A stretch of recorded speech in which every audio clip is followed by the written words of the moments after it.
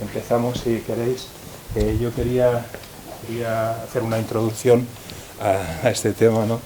Un poco pues hablando de Luis Núñez Martín, que es la persona que se nos ha ofrecido para hacer un análisis del sistema sanitario, y este hombre pues es especialista en radiofísica.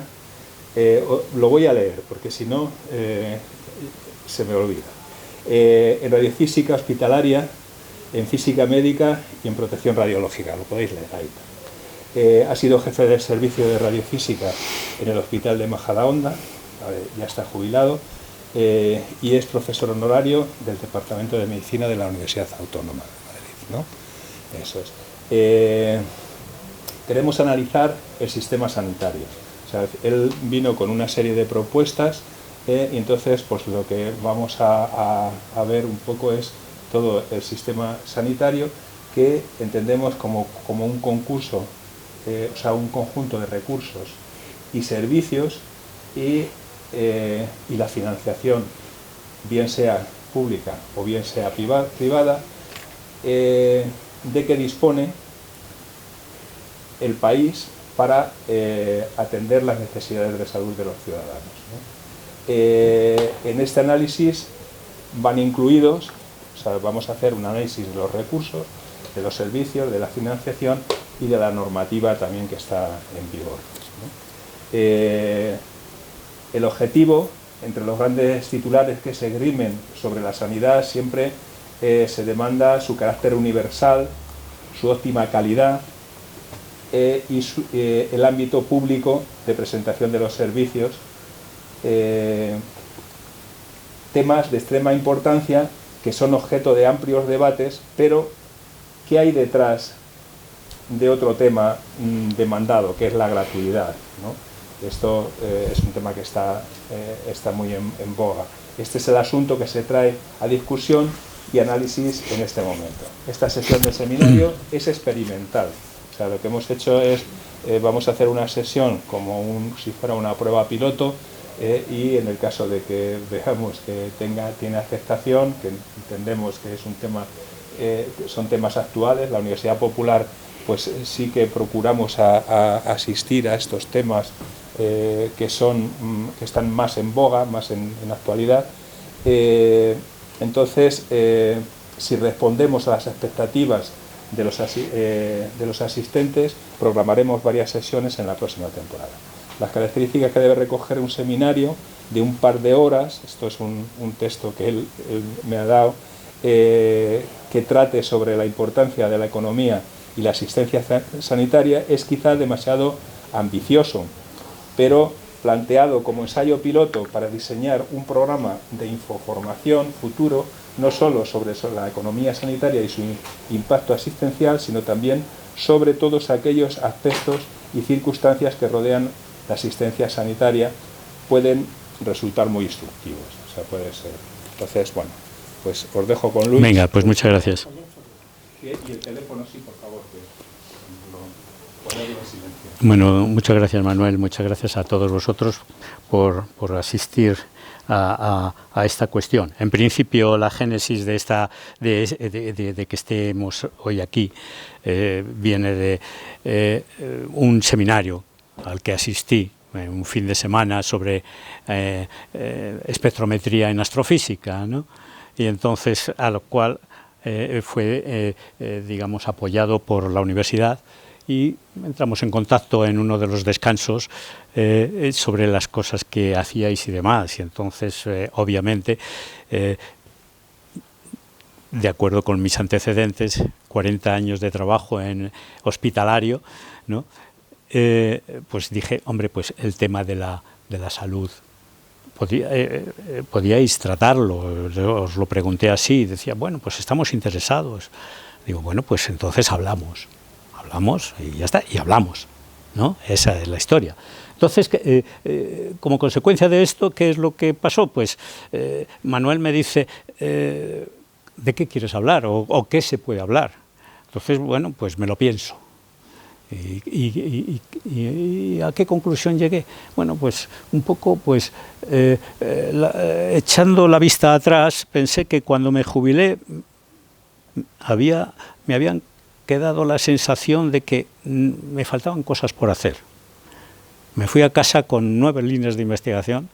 Dije, bueno, pues se han perdido, algunas sigo con ellas, porque la jubilación, según un compañero y amigo de matemáticas, dice, es una especie de situación de reserva activa, ¿no?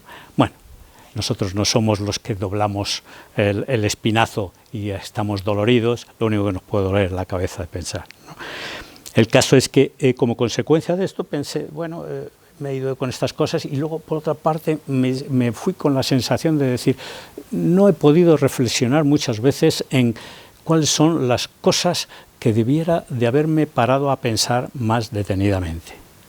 En el deambular durante 40 años, donde yo he pasado desde becario de investigación hasta jefe de servicio, ¿no? Pasando por la tesina, las tesis doctorales y demás, y trabajo docente de investigación y asistencial, pues entonces en todo esto pues tuve la oportunidad o tenía la necesidad de ver cómo deambulaban los pacientes que entraban en el hospital y bueno, en principio lo que observaba era un cierto despiste, ¿no?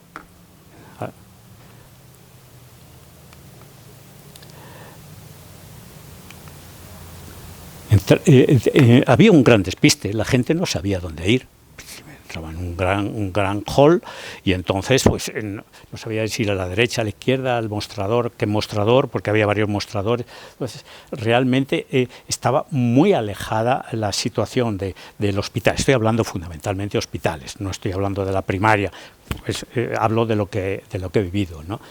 Entonces pensé que algo fallaba, algo faltaba, esa especie de acercamiento y de instrucción a la gente para que supiera por dónde tenía que ir.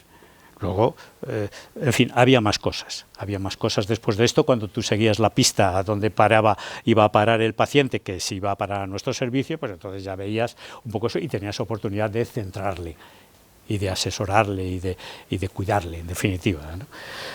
En fin, bueno, esto a nivel de introducción, de por qué estoy aquí y demás. Yo soy un radiofísico hospitalario, en el ámbito anglosajón se llama medical physicist, es decir, físico médico, es decir, tocamos todas aquellas historias relacionadas con la asistencia a la sanidad desde el punto de vista físico, desde el punto de vista científico físico, ¿eh?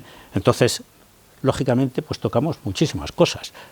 Es decir, la física está metida desde en el fonendo hasta los grandes aceleradores de partículas utilizados para el tratamiento del cáncer, ¿no? Esa es la historia. Entonces, nuestra función, en principio, está así legislada, es una especialidad sanitaria. Entonces, nos dedicamos fundamentalmente al área de las radiaciones ionizantes. ¿Y dónde hay radiaciones ionizantes? Pues en los servicios de radiología, en los servicios de medicina nuclear, en los servicios de radioterapia y aparte de eso el uso de los equipos de rayos X portátiles y no portátiles, odontológicos, etcétera, etcétera, que se extienden por todo el hospital, desde el quirófano hasta los sitios más recónditos. Nosotros debemos de cuidar de que el uso de esas radiaciones sea el adecuado, de manera que proporcionen los resultados más adecuados, tanto desde el punto de vista diagnóstico como desde el punto de vista terapéutico, aparte de también tratar de que se proteja al personal que deambula, al especialista, etcétera, etcétera. Tratamos de que esas radiaciones pueden ser dañinas y como tal tratamos de disminuir lo más posible su efecto y reducirlo al menor valor posible, ¿no? Eso es lo que hacemos, ¿no? Cuando he preparado esto, pues lógicamente al requerimiento de Manuel, pues entonces dije, piensa en un título y se me ocurrió esto. El coste y la calidad, ¿cómo están relacionadas esas dos variables? Bueno, yo había tenido experiencia en relación con los costes y con el respecto a la calidad. De hecho, yo montaba los programas de garantía de calidad de los diferentes departamentos de radiaciones. Es decir, tenía que escribir los protocolos de garantía de calidad de los departamentos de radioterapia, de radiodiagnóstico, de medicina nuclear, y no solamente de nuestro hospital, sino del hospital de Móstoles, el hospital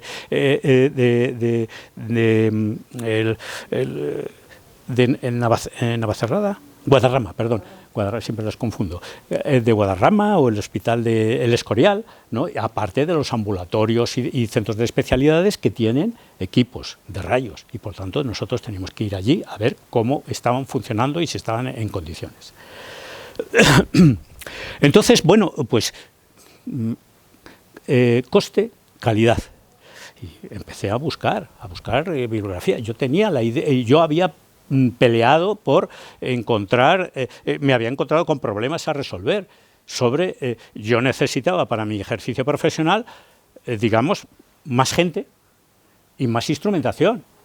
Entonces, más gente y más instrumentación es coste, ¿no? ¿Para qué? Para dar una mejor calidad a los servicios que yo daba, ¿no? Pero ¿desde qué punto de vista yo lo veía? Pues desde un punto de vista micro, por decirlo, no macro, micro.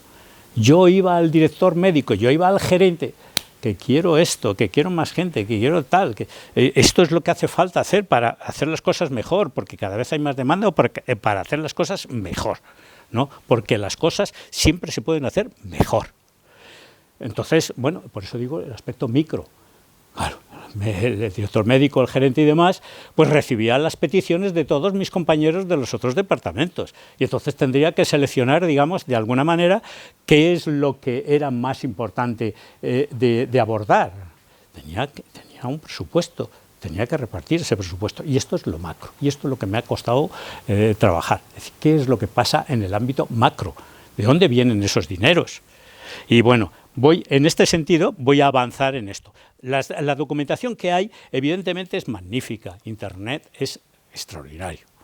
Y la documentación que existe, aquí tengo el portal estadístico del Ministerio de Sanidad, ¿no? Donde aparecen aplicaciones y demás, donde podemos encontrar lo que no se puede uno ni imaginar, ¿no? ¿Por dónde he viajado? He viajado por todos estos sitios. El Ministerio de Sanidad, el Ministerio de Hacienda, la Comunidad de Madrid, el Instituto Nacional de Estadística, la Organización Mundial de la Salud, el Banco Mundial, el Eurostat, Estadística, la Unión Europea, la OMS, no sé si la he citado ya, sí, Epedata, Our World Data, Expansion y, por supuesto, Google. Y tenía que saber de qué iban esas cosas. Primero recojo los datos, mi formación como científico, primero los datos, ¿no? Luego establecemos una teoría y luego verificamos a ver si eso se funciona, es decir, el pensamiento científico, ¿no? El método científico. Y así es como lo he abordado, esta charla. En fin, me ha costado mucho. Aquí tenemos un informe anual del Sistema Nacional de Salud que os pongo aquí por si queréis. Esto es del 22, pero hay del 23, etcétera, etcétera. Y aparecen muchísimas cosas que son muy útiles a todo el mundo. Y están muy accesibles. Simplemente es navegar, meterte ahí y entrar en los datos de los ministerios o de las consejerías y demás. Y aparecen muchísimas cosas, ¿no? Bueno, en principio esto es los tres niveles de salud a los que nos podemos enfrentar, que tenemos. Un primer sería la consulta, el médico de familia y demás. Luego están los centros de especialidades y, por supuesto, el Sancta Sanctorum de la sanidad y de la ciencia, ¿no? Esos son los hospitales. Démonos cuenta de que muchas veces el que falle alguno de los otros dos pasos implica que te vas al tercer nivel. Con lo cual el tercer nivel puede llegar a colapsar. Es importante. Yo estaba aquí. Es decir, mi servicio es un servicio, no es muy grande, éramos 20 personas, ¿no? Una secretaria, había 7 técnicos y el resto, pues había 3 físicos en formación y el resto eran físicos senior. Éramos unos 21 personas, ¿no? Y ahí estamos. Ahí estamos, esto es una foto que nos hicimos en el 50 aniversario del Hospital Puerta de Hierro, ya en Majadahonda, ¿no? Yo los pongo ahí porque eran mis queridos compañeros, que algunos de ellos también se han jubilado, pero la gran mayoría ya siguen ahí. Coste y calidad. Este es el tema. Están relacionados estas dos variables, estos dos parámetros, están relacionados, íntimamente relacionados. El coste afecta a la calidad y cuanta más calidad necesites, bueno, de alguna manera es el coste. Pero vamos a analizar e ir poco a poco en ver lo que es esto, qué es el coste, ¿no? Vamos a analizar, hagamos una reflexión. Es decir, esto es lo que decía Manuel antes en la introducción. Es decir, la sanidad, el clamor popular dice que tiene que ser universal, de calidad y gratuita. Eso a veces puede confundir. No es en absoluto la sanidad, no es un servicio gratuito, ni por lo más remoto, ni por lo más remoto. Una cosa, hay que distinguir esto de lo que puede suponer el que cuando vamos a ser atendidos no tengas que sacar la cartera y pagar. Eso es otra cosa. Pero la sanidad no es gratuita. Es decir, puntualmente en el punto de atención no pagas. ¿Por qué? Porque ya la hemos pagado en nuestros impuestos, ¿no?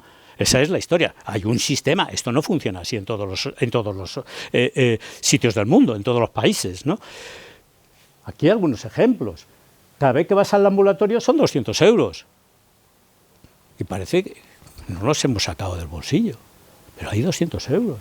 Una fractura de fémur puede alcanzar los 8.000 euros. Hay tratamientos que pueden llegar a los 130, 150. Pensemos en los tratamientos de quimioterapia o de tal, es decir, ahora se pusieron en marcha hace un par de años o 3 años centros de radioterapia donde con protones que los tratamientos son 50.000 euros. Y no pensemos ya en los quimioterápicos. Tremendo, es muy caro. La estancia media de un ingreso hospitalario suelen ser 7 días, en los cuales te has ventilado 5.000 euros, 700 por cada día aproximadamente, ¿no? Un hospital medio, claro, por otra parte hace falta hospitales. ¿Cuál es la capacidad asistencial de un hospital? Pues es lo que es, ¿no? Depende también cómo funcionen los niveles anteriores, que había dicho antes, el primer nivel y el segundo nivel. Pero como realmente abusemos del hospital, ¿a qué nos conduce? Pues que nos haría falta más hospitales. Cuando no nos atienden bien en los niveles inferiores, pues váyase usted a urgencias. Y entrar en urgencias significa el colapso, el inicio del colapso hospitalario. Sobre todo porque hay muchas patologías que son a veces triviales, ¿no? A veces triviales, que pueden ser resueltas en los niveles inferiores. Un hospital medio necesita unos 2.500 metros cuadrados por cama para 120 camas, pues se nos va la cosa a los 60, entre 60 y 175. El Puerta de Hierro, en Majadahonda, costó 256,6 millones, ¿no? ¿Qué atendemos, qué abordamos cuando vamos a pedir asistencia? Es decir, ¿cómo gestionamos el tema de la asistencia? ¿A qué damos prioridad? Bueno, evidentemente, pues vamos a tirar de estadísticas y de datos. ¿Qué es lo que tenemos en España? Esto es la Abuelo in Data, es una hoja web que es magnífica y que os la recomiendo que la visitéis. Pues entonces lo que vemos en esto pues son que en España las enfermedades cardiovasculares son las más comunes, seguida del cáncer, las enfermedades respiratorias, las demencias, estamos hablando de Alzheimer y demás, ¿no? Problemas digestivos, muertes en riñones, problemas de... Eso es lo gordo. Y entonces estas cosas, para evitar, ahí está la atención, evidentemente. En el ambulatorio y demás no te van a tratar con los quimioterápicos o con la radioterapia que es necesario y te tienes que ir a un hospital. Bien, está súper justificado el ir ahí. Pero hay que ir ahí y no hay que ir, digamos, hay que tratar de no ir utilizando los otros niveles, ¿no? Esto coincide con otra tabla que es de los datos a nivel del mundo. Es decir, prácticamente replica cuál es la estadística que tenemos en nuestro país. Tenemos el 73% de enfermedades cardíacas, cánceres, digestivas, respiratorias, neurológicas. Es decir, prácticamente en todos los sitios prácticamente sucede esto. Obviamente en los países muy poco desarrollados, con muchas deficiencias vitales y sanitarias, pues puede haber otras cosas, ¿no? Y a todo esto, una cosa que debemos de tener en cuenta es que estas enfermedades tienen unas razones. Evidentemente pueden ser de carácter genético, pero también hay unas razones de carácter ambiental, ¿no? O de carácter de comportamiento vital, del día a día, ¿no? Los factores de riesgo que tenemos. Pues obviamente la mejor forma de utilizar bien estos recursos es tener un tipo de vida sano, sano, es decir, que no te hagas daño, ¿no? Entonces ahí tenemos pues la tensión alta, el azúcar en sangre, los hábitos de fumar, de tabaco, la obesidad, toda esta serie de cosas. Es decir, evidentemente reduciría de una forma drástica la incidencia de muchas patologías, o por lo menos las reduciría en nivel y en gravedad, ¿no? Entremos con las finanzas. Lo primero que me planteé cuando estaba preparando esto, digo, ¿esto con qué se paga, no? Producto Interior Bruto. Ahí, ¿qué es lo que produce todo el mundo? Y de ese Producto Interior Bruto, ¿a cuánto se va a salud? Los ingresos del Estado. Pues el ingreso del Estado de ese Producto Interior Bruto detrae a través de los impuestos. ¿Y qué? Estas son las preguntas. Ingresos de las comunidades autónomas. Nuestro sistema sanitario es un sistema en que las competencias de sanidad se han transferido del Estado, antes había el Ministerio, el Instituto Nacional de Salud, el Instituto de Previsión, etcétera, a las comunidades. Entonces, claro, hay que darles el dinero y ha habido un cambio, digamos, de tratamiento financiero del asunto. Antes era la Seguridad Social y ahora vienen los dineros a través de los presupuestos generales del Estado, aparte de los propios ingresos que puede haber de las comunidades autónomas, ¿no? Es decir, nosotros pagamos esto con impuestos. Las preguntas, ¿cuánto se gasta globalmente en salud? ¿A qué se dedica el gasto dentro de esto que tenemos, de este monto de dinero? ¿Cuál es lo que, en qué cosas de la salud? Ahora veremos los capítulos, ¿no? Y luego, ¿cómo evolucionan estas cosas en el tiempo, en el sitio, en el lugar, en las comunidades autónomas, etcétera, etcétera, ¿no? En cuanto al respecto a la evolución del Producto Interior Bruto, ¿no? Pues, en fin, es que esto no quiere decir que el Producto Interior Bruto vaya disminuyendo, no, esto es el incremento, la delta del producto. Es decir, antes, en los años 70, pues el incremento del Producto Interior Bruto le teníamos en el 7 o el 8%, ¿no? Ahora, este año, parece ser que estaríamos al 2%, pero va creciendo. La entrada de dinero se va produciendo cada vez más. Esto, ya digo, hay que entenderlo no como un decrecimiento absoluto, sino relativo, ¿no? El Producto Interior Bruto del 2022, posiblemente en el 2024, pues sea mayor, es 1,35 billones. Y el tanto por ciento de sanidad es aproximadamente el 7%, ¿no? Esto no es muy diferente de lo que sucede en nuestros países de nuestro entorno, ¿no? Ahí tenemos a Francia, Italia, Alemania, etcétera, etcétera, y veis que las curvas son prácticamente, del Producto Interior Bruto, es prácticamente la misma, ¿no? Es decir, todos vamos pasando por las mismas vicisitudes de producción, ¿no? De producción de nuestras economías y demás, ¿no? ¿Cómo de este Producto Interior Bruto, qué ingresos recibe el Estado y qué tanto por ciento está dedicado a sanidad? En 2022, bueno, pues tenemos 376.997 millones. Eso es el ingreso del Estado, impuestos. De esos impuestos hay parte que se dedica a sanidad. Entonces vemos que aquí crece el crecimiento, hay crecimiento de los dineros, ¿no? Crecimiento de los dineros, de lo que entra en las arcas del Estado, y también hay crecimiento, aunque con algunas oscilaciones y tal, en el gasto público en sanidad en España. Es decir, con respecto a esto, que los datos varían de unos sitios a otros. Es decir, depende, vas al ministerio, vas a otra hoja web, vas a un periódico, vas a una base de datos, y hay variaciones, pero fundamentalmente el comportamiento es más o menos el mismo, ¿no? Los ingresos, fundamentalmente, como el coste de la sanidad está, digamos, dirigida o se ha puesto en las manos de las comunidades autónomas, el reparto, el dinero que llega a las comunidades autónomas son 236.587 millones de euros. Es decir, es una parte importante del Producto Interior Bruto y de los presupuestos del Estado. Y el dinero que va a sanidad de todo esto es esto. Y lo que es interesante de esto es las grandes diferencias que existen en comunidades. Es decir, a algunos les llegan más o menos que a otros, y esto es un debate que está hoy en día con respecto al cupo vasco y a los catalanes y a toda esta serie de cosas y a los extremeños y de todo el mundo, que quiere decir, a ver, qué y de lo mío qué, ¿no? ¿Cuánto es? De los presupuestos en el 22, pues aquí tenemos el gasto, medio billón, ¿no? El ingreso 376.000 son los datos que he dado antes, y esto el gasto per cápita son unos 10.000 millones y el ingreso por cápita 7.000. Hay unas diferencias entre el ingreso y el gasto.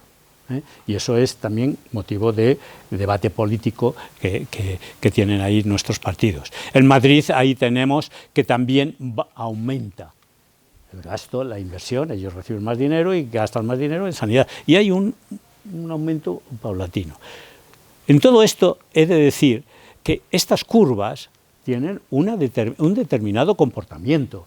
Desde el punto de vista matemático, podríamos decir que eso, ojalá pudiéramos encontrar un ajuste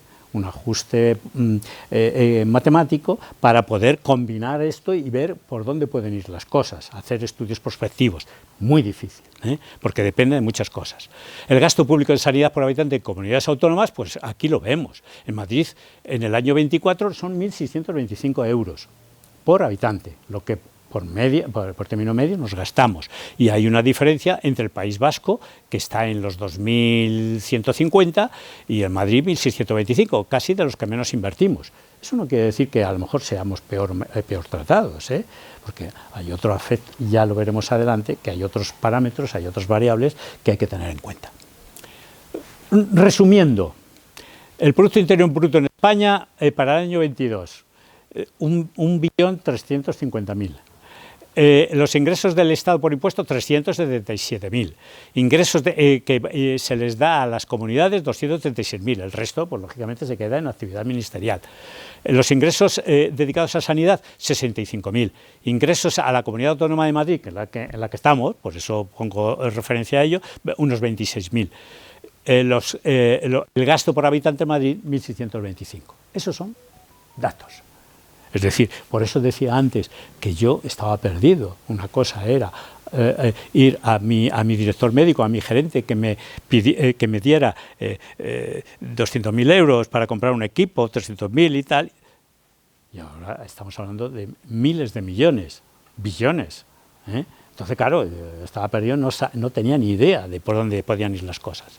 Estos impuestos, aquí es un paréntesis, es decir, ¿de dónde vienen? Fundamentalmente el impuesto sobre la renta de las personas físicas, de los no residentes, en fin, hay una serie de capítulos ahí que se puede clasificar los impuestos en centrales, en directos e indirectos, ¿no? El IVA, etcétera, etcétera. Todo esto es lo que contribuye a llenar las arcas del Estado. Luego están los impuestos locales, que son los ayuntamientos y diputaciones. En el caso de las comunidades, por ejemplo, en Madrid, de acuerdo con una normativa y tal que hay, no carece de impuestos propios, ¿no? Y hay que distinguirlo, por ejemplo, de otras comunidades, como puede ser la comunidad catalana, ¿no? Cataluña, que tiene toda esta serie de impuestos que, bueno, supone también una serie de ingresos importantes, ¿no? Ahí tenéis los diferentes conceptos, ¿no? El IRPF, que es lo que estamos ahora metidos en estas fechas, pues lógicamente pues también vemos, está creciendo. Es decir, de ahí salen nuestros dineros. ¿Cuál es la diferencia que existe a nivel tributario entre nuestro país y los países de la OCDE? Pues bueno, aquí tenemos que un punto de inflexión en el 2017, en el cual los ingresos fiscales totales, tributos más cotizaciones sociales, pues aumentan desde aproximadamente un 34% a un 37%, 38%. Sin embargo, en el resto de los países de la OCDE parece que se ha mantenido establemente al 34%. Esto es nuestra situación para saber dónde estamos, ¿no? Que es importante. Los capítulos de gasto, ¿en qué se gasta este dinero? Bueno, pues son estos, es decir, los capítulos de gasto, personal, farmacia, insumos médicos, tecnología, investigación, formación, gastos estructurales, seguridad del paciente, todo eso va detrayendo dinero de las arcas del Estado. Por eso decía que de gratuito nada, ¿no? Aquí esto es un pantallazo del Ministerio, ¿no?, donde habla de que el gasto sanitario público tiene un determinado monto y el privado también otro, en suma unos 132.000 millones, ¿no?, del cual, por ejemplo, por hablar de una cuestión que está en el candelero, el 45% aproximadamente se va en personal. Es un capítulo, claro, que cada vez es que falta gente y tal, el 45% es una cantidad importantísima, ¿no? ¿Cuáles son en la Comunidad de Madrid? Bueno, pues en la Comunidad de Madrid pues se gastan 1.600 millones en estos apartados, ¿no? El personal, farmacia, insumos, tecnología, mantenimiento, energía, gestión, administración, infraestructura, ¿no? Esto es lo que tenemos. ¿Qué pasa con el personal? El personal, ya digo, que es motivo de que cuando vamos a que nos atiendan, pues que no encontramos a gente. Me estabas comentando tú antes algunas incidencias acerca de esto, ¿no? Bueno, el personal. Pues bueno, la complejidad de la atención sanitaria exige numeroso personal. Y ahora veremos por dónde está ese personal. Solo vemos una persona que nos atiende, pero evidentemente detrás hay muchísima más historia. Detrás hay un equipo numeroso de profesionales, ¿no? Nosotros vemos a uno que nos atiende personalmente, pero detrás hay un personal que está en estas labores. Asistencial, docente, investigadora. En lo asistencial tenemos digamos, departamentos, gente distribuida por todos los lados, en radiología intervencionista, en quirófanos, en salas de radioterapia, en camados, en las habitaciones, etcétera. Esta, como ejemplo de actividad asistencial docente, pues lógicamente es que los que estamos allí tenemos que seguir aprendiendo y enseñando a las nuevas generaciones y aprendiendo en lo que continuamente nos va llegando, ¿no? Entonces, incluso esto es un congreso de la RSNA, que se celebra todos los años en Chicago, en Radiological Society of North America. Simplemente este congreso se celebra a finales de noviembre. Solamente van a es el congreso más importante del mundo, está actualmente en unas 80.000 personas que van de todo el mundo. Y ahí, desde luego, es el gran bazar, es el resultado, ahí se vuelca todo el conocimiento que se ha desarrollado durante el último año. Va la gente, van las empresas, va tal, y vamos los profesionales y decimos, caramba, esto me resolvería muchísimas cosas. Y estos congresos, pues evidentemente, pues hay docencia. Aquí te dicen, pues un aparatito, pues que te tienes que ver, pues para ver un determinado problema osteoarticular. Y eso se consigue mejor con un aparato que con otro. Y entonces podemos discriminar y podemos tratar y atender mejor al paciente, ¿no? Aquí tenemos la actividad docente, pues las sesiones clínicas o las clínico-técnicas, que nos reunimos todos los días y vemos cuáles son los problemas, ¿no? Y la actividad investigadora, ya te digo, el RSNA, para que veáis esto era el hall principal en Chicago, ¿no? Bueno, aquí estábamos nosotros, esto es un experimento que estábamos haciendo, concretamente en Macarena, en Sevilla, y esto pues es una sesión clínica y aquí está la gente pues mirando en un departamento de internet, pues en la anatomía patológica para ver la celularidad de una muestra. Y aquí tenemos una foto de la gente que puede haber por detrás. Estos son mis compañeros, mis antiguos compañeros de anestesia y reanimación, que veis lo que hay, no es solamente lo que vemos. Aquí tenemos a urología, otra legión, y aquí tenemos digestivo, ¿no? Hay no es solamente una persona, es que hay infinidad, y hay que tener idea de que cuando vamos a un sitio de estos, cada una de estas personas tiene un problema personal, tiene que tener vacaciones, se pone mala, etcétera, etcétera. Todo eso, claro, el coste es ingente, ¿no? Hoja del Ministerio, de la web del Ministerio de Sanidad. Se contabiliza aquí en un determinado año, supongo que sería el 22, 763.000 profesionales en España. 763.000, posiblemente sean más. porque ahí serán los que tienen plaza fija, los que sustituyen en las bajas y cosas de tal, ingente, ¿no? Ejemplos de plantilla de hospitales de Madrid. El 12 de octubre 7.000, Ramón y Cajal 5.600, Gregorio Marañón 7.500, Clínico 5.000, La Paz 7.000, Puerta Hierro otros más pequeñitos, 2.500. Pensemos esto en términos de empresa. He mirado qué plantilla tenía el SEA. El SEA era 14.751, una de las grandes empresas del país. Un par de hospitalillos de aquí de Madrid ya ha superado a la plantilla de SEA, ¿no? Y el Corte Inglés, 80.000 también, es otro de las grandes empresas. Y aquí, esa es lo que tenemos entre manos, ¿no? He dedicado un poco esto a tecnología, porque como lógicamente me pilla más de cerca, pues entonces esto es la tecnología que podemos llegar a tener. Esto no la tenemos nosotros, esto lo tienen los alemanes, en DKFZ. Esto es un ciclotrón para el tratamiento de tumores, ¿no? Con iones pesados, ¿no? Este era un proyecto en el que estuvimos metidos la Universidad Carlos III, el centro de CIEMAT y mi hospital. Intentábamos emular un centro como el anterior. No tuvimos suerte. Solamente pedíamos 900 millones para ser gastados en 10 años, en 9 años. No, perdón, me he equivocado. Eran 180 millones. Hay diferencia, ¿eh? Todo esto, ¿por qué? Porque la tecnología es algo tremendo. Es decir, si nosotros queremos, lo del ojo clínico, vamos a poner el ejemplo, ahora ya no hay ojo clínico, ahora el ojo clínico viene de nuestros equipos de rayos X, de ecógrafos, resonancias, etcétera, etcétera, y que lo que es subjetivo y demás, el ojo clínico está muy supeditado a la experiencia y al buen entrenamiento y al buen estudio de los profesionales. Ahora no, ahora nadie se arriesga. Pasas por el laboratorio, por radiología, etcétera, y consigues toda esta serie de información y entonces eres capaz de preparar un diagnóstico y lanzar adelante una línea terapéutica adecuada, ¿no? Esto es una CyberKnife, por ejemplo, ¿no? Es para tratamiento de tumores muy localizados y demás, y esto pues es una simulación para hacer una planificación radioterápica.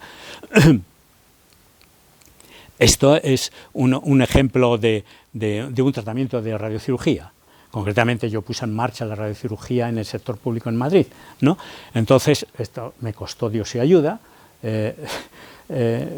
intentando engañar, entre comillas, al director médico para decir que esto era muy importante y demás. Ahora todos los centros, esto era en el año 92, ahora todos los centros del país hacen radiocirugía, tratamiento de lesiones de pequeño tamaño que están ubicadas en el cerebro, ¿no? Entonces, lógicamente, pues irradiamos con rayos X lesiones muy pequeñitas ubicadas en el interior del cráneo que son, estaba mirando el tiempo como me corre, que están inaccesibles para ser abordadas quirúrgicamente. Los gastos de equipos de alta tecnología pues son tremendos, ¿no? Son tremendos. No he encontrado datos fiables, ¿no? Lo único que hay son propaganda acerca de que ha habido, de acuerdo con los fondos europeos, esos 140.000 millones, la mitad que son préstamo y lo otro más hay que devolver, pues eso ha llegado un cambio de toda la alta tecnología de España. Se han dedicado 800 millones de euros para cambio de todos los equipos con antigüedad superior a los 10, 11 años. Todos esos equipos se han retirado y se han comprado otros nuevos, ¿no? Ha sido un cambio brutal. Antes, para conseguir un acelerador podías estar 5 o 6 años y no lo conseguías. Ahora, en un periquete, se ha conseguido cambiar toda la alta tecnología del país, lo cual es fantástico, ¿no? La dotación de equipos de alta tecnología, pues, lógicamente, imaginaros, depende de la comunidad, la evolución, pues es muy diferente. Habría que ver la población. No hay datos de población relacionados con el número de equipos, porque aquí lo que hacen en esta estadística recopilan como alta tecnología todos estos equipos, tomógrafos computarizados, resonantes,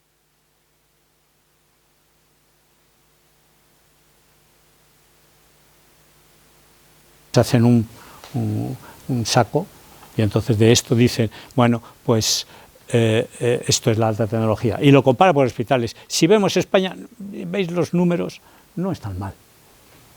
Estamos bien dotados, Estamos bien dotados. Hasta el 2017, bueno, hemos conseguido, digamos, ponernos a la par, ¿no? Con respecto a la atención sanitaria, también aquí los números son enormes, ¿no? Aquí podemos decir que 3.000 centros, en atención primaria 3.000 centros, 10.000 consultores, 2.000 puntos de atención, 257 millones de consultas médicas, millones, ¿no? Urgencias y emergencias, pues 112.000, 3.000 ambulancias, 449 hospitales, 115.000 camas, podemos hablar de 87 millones de consultas médicas, 3,5 millones de operaciones quirúrgicas y sin hospitalización. Son cantidades brutales, ¿no? ¿Cómo se digiere esto, ¿no? Esto realmente es complicado, ¿no? Y luego tenemos investigación, ¿no? Asistencia, docencia, investigación. Investigación, pues aquí tenemos el Instituto de Salud Carlos III, página de web del Ministerio, ¿no? Centros de excelencia en salud, centros vinculados al Instituto de Salud Carlos III, y aquí tenemos una serie de institutos y demás. No han contabilizado, los del Ministerio les pilla muy lejos, porque eso es competencia o están dentro del ámbito de las comunidades autónomas.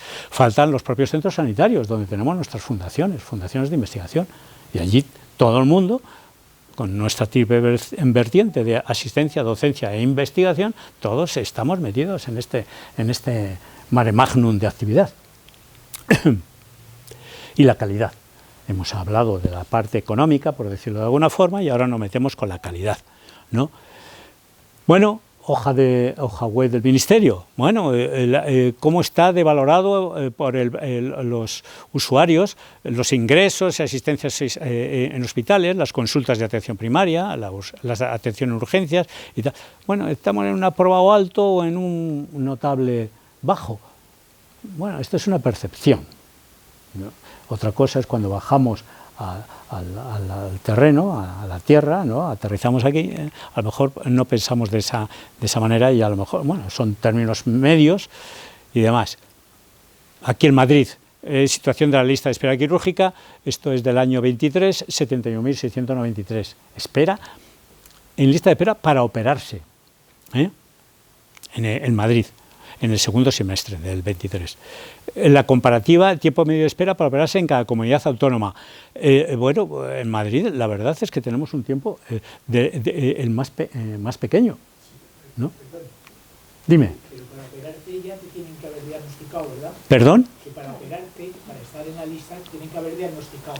Claro, claro. Y en Madrid la demora para diagnosticar. Ah, es que no he querido abusar de diapositivas. Sí, puedes tener 3 meses o 6 meses o algo así, efectivamente. No he querido, es que lo que quiero decir es que aquí hay 88 diapositivas. He tenido que quitar. Por supuesto, toda la razón del mundo tienes, ¿eh? He tenido que seleccionar algunos aspectos y demás. ¿Qué es la calidad? Ahora entramos en ese tema. Calidad es calidad la lista de espera, personal, economía, infraestructura. ¿Qué es todo esto? La calidad es un término o un concepto muy complejo, ¿no? Que además es multifactorial, ¿no? La calidad de la atención debe ser, en principio, eficaz, segura, centrada. Esto es por la Organización Mundial de la Salud, lo que quiere decir que es la calidad como tiene que ser. Y para ello los servicios de salud tienen que ser oportunos, equitativos, integrados, eficientes, en fin. Como vais a tener esto en vuestra documentación, será accesible, podréis verlo y podréis ver cada diapositiva con mayor detenimiento, ¿no? Yo, en principio, como físico, como científico en este sentido, digo, esto puede tener, ¿cómo se modelaría matemáticamente, ¿no? Digo, voy a hacer un ejercicio, ¿no? Y entonces veo que entonces pensaba que qué relación puede haber entre la calidad asistencial y el gasto y la eficiencia. Pues claro, aquí está la eficiencia. ¿Cómo utilizamos esas cosas mejor o peor, en función de que las utilicemos mejor o peor? Es decir, pues bueno, tendremos mayor o menor gasto y seremos más o menos eficientes, ¿no? Entonces, aquí sería una función matemática. Otra función sería que la demanda, ¿de qué depende? Pues depende también hasta del nivel de educación de la gente, ¿no? Depende, porque la gente por cualquier cosa se puede ir a la urgencia del hospital, ¿no? Entonces, claro, la demanda ahí aparece y además se disparan los gastos, como decíamos antes, ¿no? Otra función que podríamos tener es la demanda de servicios sanitarios está en relación con la población. Cuanto mayor población hay mayor demanda, pero si el gasto que se invierte no aumenta, la calidad disminuye. También son funciones muy complejas, ¿no? La calidad aumenta con unas cosas y disminuye con otras, ¿no? En definitiva, que la calidad es una función que depende de muchos factores. Y además dependen unos de otros. Dentro de esto es lo que llamamos nosotros, es multifactorial y cada factor es interdependiente unos de otros, funcionalmente hablando.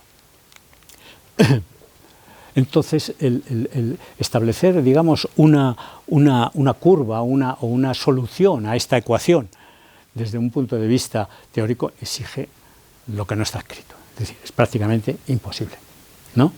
Es decir, ¿cómo puedo relacionar la calidad con el gasto? Lógicamente, porque el dinero, es el que hay, es limitado, ¿no? Y la calidad, pues depende de toda esta serie de cosas. Si hay una limitación, pues bueno, vamos a ver qué solución se puede encontrar a todo esto, ¿no? Los parámetros para caracterizar la calidad de un sistema, pues son muchos, no solamente es el número de facultativos o de enfermería y demás, no. Hay que tener en cuenta también eso que decíamos antes, la eficiencia, la dedicación, etcétera, ¿no? El tiempo de espera, es decir, hay accesibilidad, hay otros factores como accesibilidad, eficacia, eficiencia, equidad, la seguridad del paciente, hay que tener también en cuenta eso, la satisfacción del paciente, que es lo que realmente se manda por consulta, por llamada telefónica, se le dice, ¿qué le ha parecido a usted? La asistencia ha sido muy buena, regular o mala. Bueno, la verdad es que no se suele decir que es mala en la consulta, ¿no? ¿Cómo se cogen estos recursos y a ver cómo ando de tiempo? Bien. ¿Cómo se cogen estos recursos y cómo se ajusta a la demanda? La demanda, ¿cómo se relaciona con la calidad asistencial? Pues esto es muy dependiente también. Depende de qué, de las políticas sanitarias, y las políticas sanitarias dependen de la filosofía, de la política de cada partido, ¿no? El que esté en el poder. Uno se está tendiendo digamos, a hacer mayores contrataciones con el sector privado, otros menos, otros dan más peso a unas cosas, a otras. Ahora nos dedicamos a la demencia, ahora nos dedicamos al cáncer, en fin, depende de cuál sea la orientación que dé el gestor político y administrativo, ¿no? La infraestructura de datos es importantísimo, recoger datos, porque si no tienes datos no sabes qué es lo que tienes que hacer, ¿no? Los objetivos específicos de cada sistema de salud, ¿no? ¿Hacia dónde? ¿Queremos disminuir, digamos, la incidencia de las enfermedades respiratorias al X%? Bueno, dediques los recursos a esas cosas. Tienes que tener datos en ese sentido de cuáles son los problemas, de cánceres de pulmón o cáncer de vejiga o cáncer de lo que sea. Entonces, arbitrar los medios para que eso disminuya esa incidencia. La participación ciudadana, esto es muy importante. La retroalimentación de los ciudadanos y pacientes puede guiar ajustes en la gestión de recursos y servicios sanitarios. Es decir, muchas veces el tema de la gestión está patrimonializado por parte de los políticos y de los sanitarios y de la administración. Entonces, y generalmente lo que pueda decir el ciudadano de a pie, pues no les llega. Lógicamente tienen muchas herramientas para conocer muchos datos, pero a lo mejor el ciudadano piensa de otra forma diferente y también puede ser muy interesante hacer llegar y que haya vehículos de comunicación y de colaboración entre el ciudadano y la administración, ¿no? La tecnología e innovación, las nuevas tecnologías, y ahora todo va de tecnología, digamos, en medicamentosa, es decir, farmacéutica, y tecnología electrónica, ¿no? De imágenes y demás. Los registros de salud electrónicos, ahora todo te citan, son registros electrónicos y demás, ¿no? La inteligencia artificial, es decir, para dar una solución a eso, pues bueno, voy a ver qué me dice la inteligencia artificial, cómo se puede resolver ese problema, ¿no? Cada vez va avanzando más en ese sentido. Todos estos factores, que son los que manejan los poderes políticos y la administración, originan una inhomogeneidad de actuaciones entre estados o comunidades. Porque claro, aquí cada comunidad puede hacer, iba a decir lo que le dé la gana, con ciertos límites, ¿no? Es muy, muy autónoma. Es decir, está una coordinación entre las diferentes comunidades donde se reparten un poco los problemas, comunican esto y tal, pero generalmente la gestión del día a día, eso se lo tragan las comunidades autónomas, ¿eh? ¿Cuáles son los métodos que hay para ajustar el coste a la calidad, a las necesidades, ¿no? Pues hay toda una serie de herramientas, ¿no? Estudios epidemiológicos, encuestas de salud, modelos predictivos, simulaciones, análisis de coste-efectividad, indicadores de rendimiento, gestión de auditorías clínicas, certificación, la certificación, ¿la has visto? La certificación ISO, ¿no? ISO 9000 o ISO lo que sea, ¿no? Planeación y presupuestación, asignación basada en necesidades y presupuestos incrementales basados en resultados. Es decir, que a medida que va avanzando quitas o pones dinero en función de eso porque, claro, el dinero que hay es finito, ¿no? Que esto aplicado a la tecnología, pues esto es lo que se aplica para cambiar un equipo o hacer una acción en ese sentido. Pues se ve cuál es la necesidad asistencial, la obsolescencia técnica, la obsolescencia tecnológica y clínica, disponibilidad presupuestaria. Todos estos factores pues son los que más o menos se han tenido en cuenta a la hora de hacer una renovación o un cambio o una introducción de nuevo equipamiento en un centro. Luego está el tema, claro, que tienes que tener en cuenta cuál es la actividad que tienen esos determinados equipos. Es decir, aquí vemos, podéis verlo cuando lo veáis más despacio, pues aquí están los recursos privados y los recursos públicos, que unos están arriba y otros abajo, es decir, unos trabajan más y otros menos, etcétera, etcétera, ¿no? Aquí hay dos tipos de calidad, ¿no? La calidad asistencial óptima y la reactiva. La óptima, ¿qué es? En un sistema de salud ideal, la calidad asistencial se planifica y optimiza proactivamente. Es decir, para este año yo voy a dedicar a esto, estos dineros para mejorar estas cosas y tal. Eso es, digamos, suponiendo que el sistema de salud ideal, evidentemente, no va a salir perfectamente bien, ¿no? Y luego está la reactiva, ¿no? Tú lanzas unas determinadas acciones y en función de cómo vaya respondiendo, pues tú vas a ver cómo se desarrollan los acontecimientos y vas introduciendo, digamos, dinero para realizar determinadas políticas sanitarias, ¿no? El modelo de salud español, lo sabemos, ya lo he venido mencionando. El sistema de salud en España, fundamentalmente, es universal, gratuito en el punto de servicio y financiamiento a través de impuestos generales. Esto es el sistema de salud español, ¿no? Está descentralizado desde el 86. La gestión de sanidad está descentralizada en comunidades autónomas e implica planificación, organización y gestión de los servicios sanitarios. Es decir, que Andalucía puede funcionar diferente de Madrid, y diferente de Cataluña, diferente de País Vasco y diferente de Galicia. Puede funcionar porque todos tienen sus competencias en este sentido.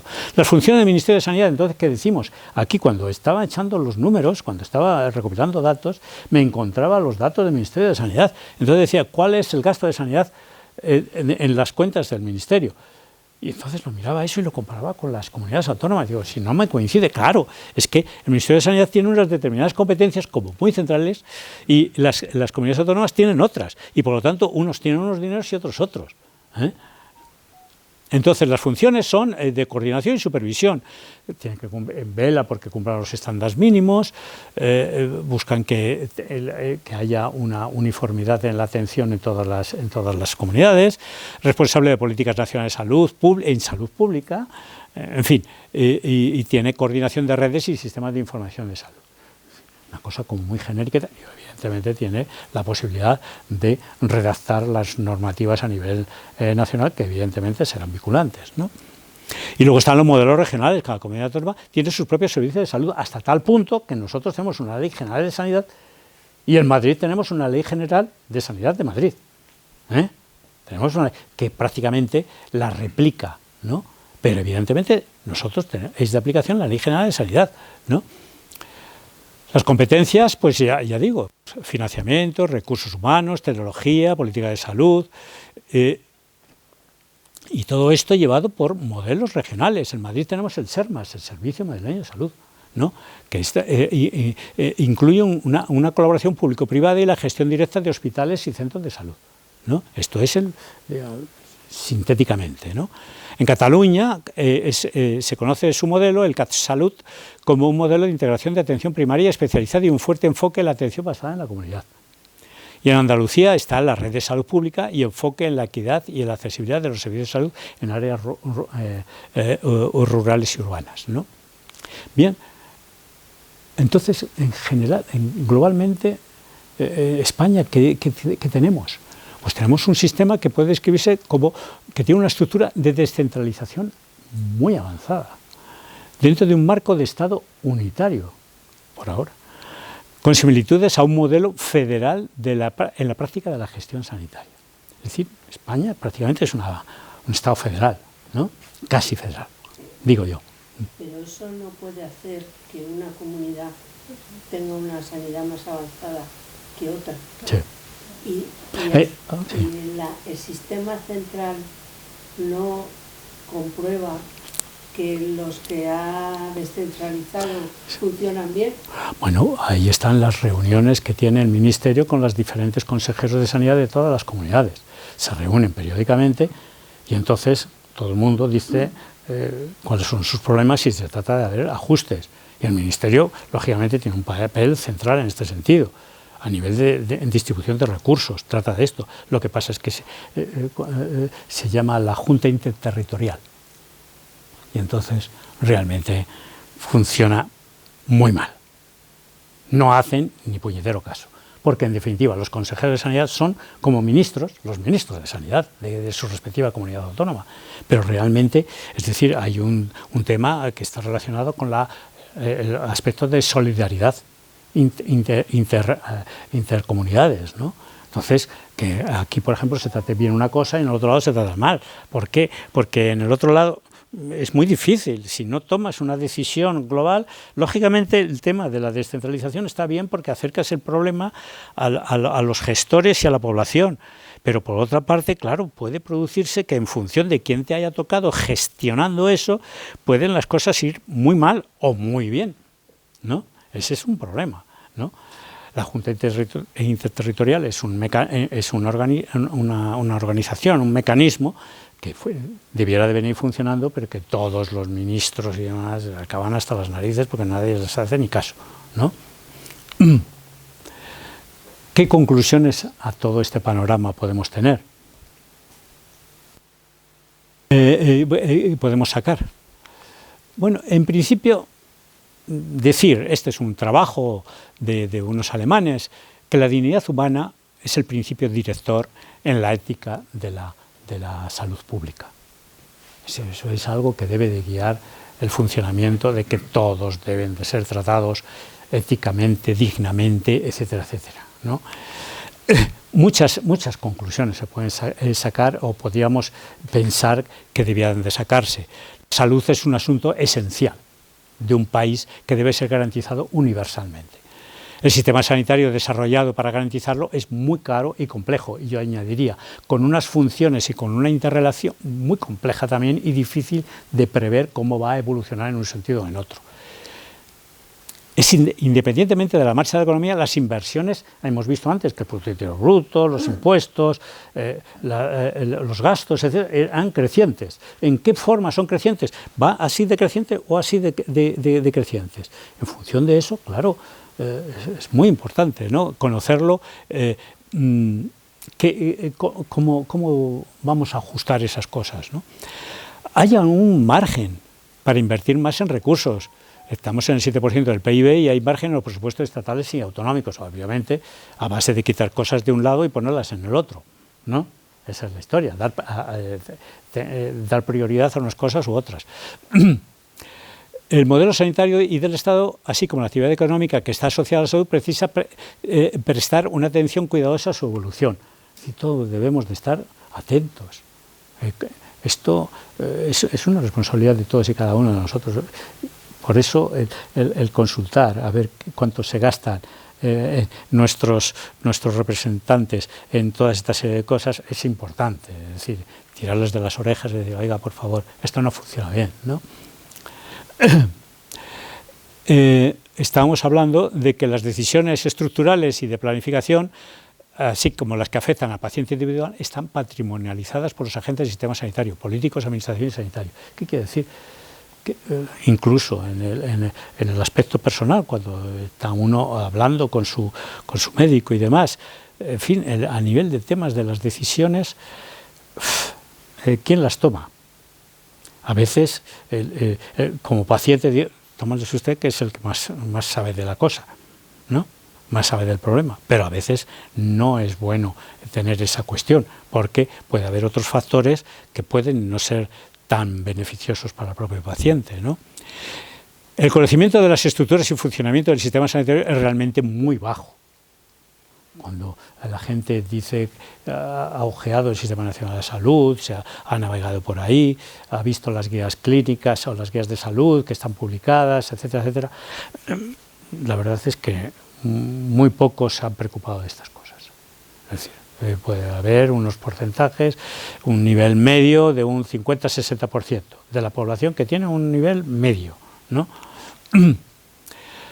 En este sentido, la Organización Mundial de la Salud ya en 1986 estableció la Carta de Ottawa para la promoción de la salud. Entonces, dentro de esto también es interesante que hablaba sobre el concepto de promoción de la salud.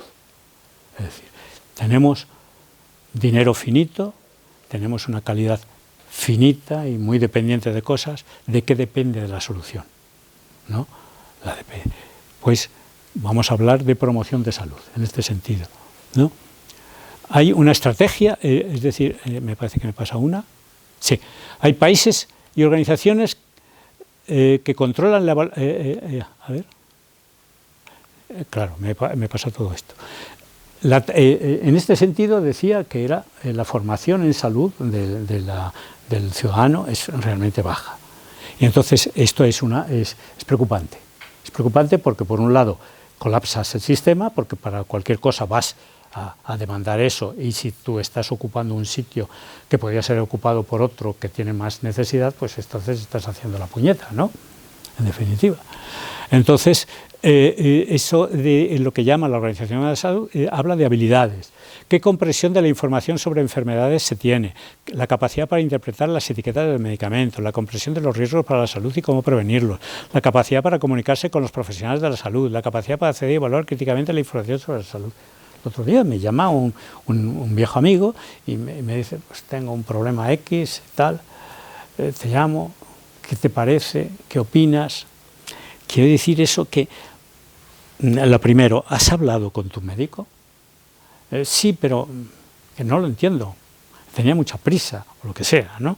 Entonces, claro, esos desajustes son fastidiados, ¿no? Entonces, a la hora de tomar una decisión, ¿qué me voy a hacer? ¿Me voy a operar o no me voy a operar? ¿O me voy a tratar con esto? ¿Me voy a tratar con lo otro? Entonces, esas cosas, yo que no soy un clínico, yo soy un físico médico, ¿no? pues, lo único que les puedo decir es, atención, vete a tu médico y habla con él, pide atención y pregúntale lo que no entiendas, puedes preguntarle esto, sugieres cosas y tal, un poco tratar de centrarlo, pero eso forma parte de las habilidades de una educación en salud que debe de tener todos los ciudadanos, ¿no? Hay países que que evalúan el nivel de formación en salud. En Estados Unidos está la encuesta nacional de examen de salud y nutrición. En Canadá está el programa de estadística de salud que lo hace la agencia de estadísticas. En Australia, el Australian Bureau of Statistics, el ABS, también tiene formas de allegar a la población y de enseñarla y de ver cuál es su nivel. La Organización de la Salud también colabora con ONGs y demás, pero ya esto en los países, digamos, del tercer mundo. En España, pues también hay estrategia de promoción de la salud y prevención del sistema de salud. Es un resumen divulgativo. Esto está en el Ministerio, se lo puede bajar uno y se lo puede leer, ¿no? Entonces, ¿qué conseguimos con esta educación personalizada?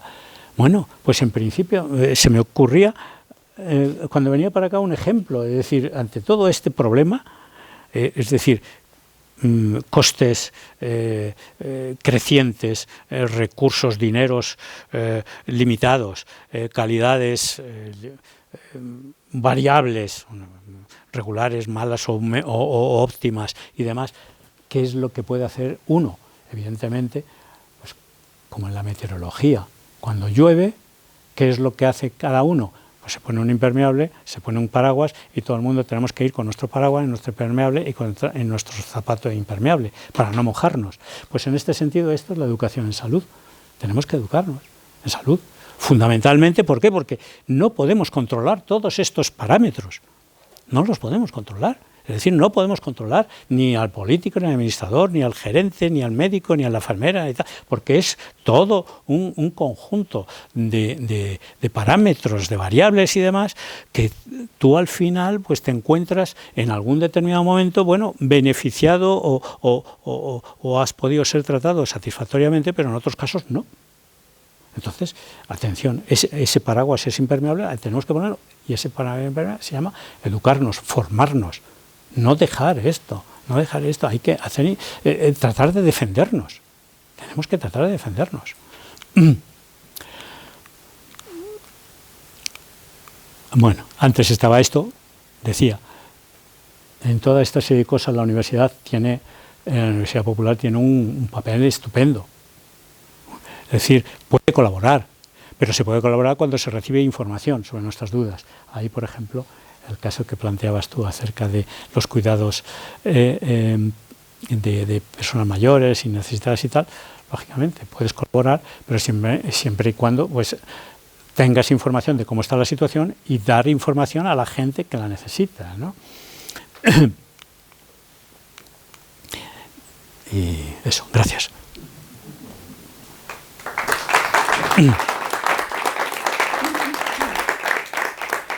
Aparece el apartado de elementos de discusión, sugerencias. ¿Qué se os ocurre? Pues a mí la primera. A ver. Tú vas a un médico diciendo lo que te pasa y muchas veces empleando un lenguaje a lo mejor autosuficiente y el médico te hace una apertura de puertas y te tienes que ir. Y no te trata, no mira las razones que tú puedas tener por eso. Si tú vas a estar informado a las consultas, es muy probable que eso ocurra cada vez más. Y es muy peligroso.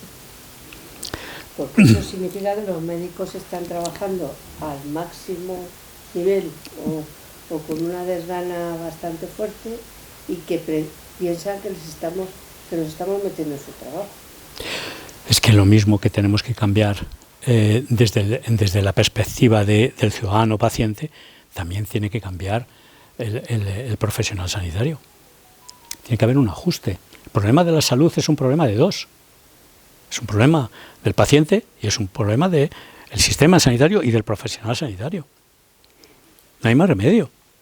En este sentido, lo único que te puedo decir es que en la Ley General de Sanidad está establecido que cuando un ciudadano va como paciente y demás, tiene que ser asignado un médico, tiene que tener su médico responsable. A veces sabemos incluso cómo se llama nuestro médico.